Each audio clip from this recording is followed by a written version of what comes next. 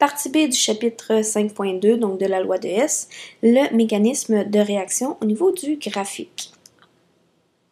Alors, on a vu que les mécanismes de réaction, c'était une série de petites réactions.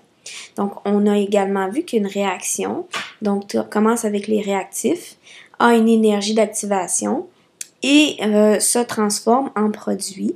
La réaction peut être exothermique, comme elle est ici lorsqu'il y a dégagement d'énergie au niveau global, le delta H est négatif, et une réaction peut être aussi endothermique si lorsque la différence d'enthalpie elle est positive entre les réactifs et les produits.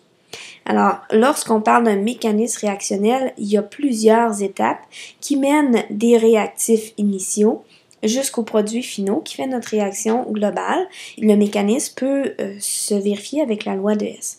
Maintenant, vous devez être capable d'interpréter ce type de graphique-là qui décortique les mécanismes de la réaction étape par étape.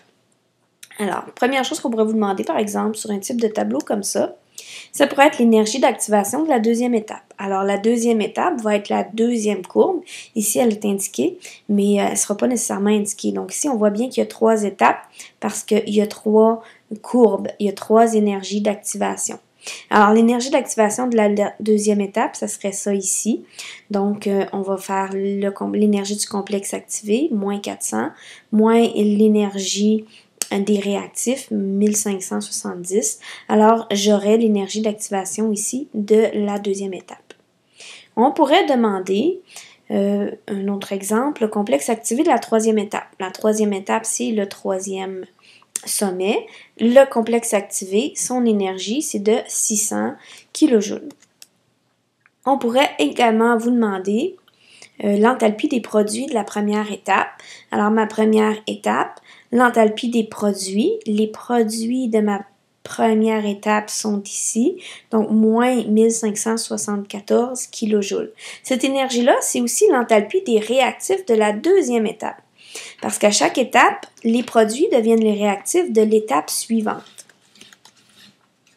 On pourrait aussi vous demander l'étape qui demande le plus d'énergie d'activation. Alors ici, on a une petite énergie d'activation pour l'étape 1, une plus grande pour l'étape 2, et l'énergie d'activation de l'étape 3 est la plus grande, alors c'est celle-là qui répondrait à la plus grande énergie d'activation. On pourrait vous demander la variation d'enthalpie de la réaction globale. Alors, c'est toujours l'énergie, l'enthalpie des produits moins l'enthalpie des réactifs. Donc, la variation d'enthalpie globale, elle est toute petite. Elle est de moins 1256 kJ. Et on pourrait vous demander aussi l'énergie d'activation de la réaction inverse de l'étape 1. Alors, l'étape 1, c'est celle-ci. Donc, de réactifs à produits de l'étape 1. La réaction inverse de l'étape 1, nos produits deviennent les réactifs vers les réactifs qui deviennent les produits. Alors, l'énergie d'activation de la réaction inverse serait de l'enthalpie moins 1574 vers le complexe activé qui est à 700 kJ, donc 700 moins 1574.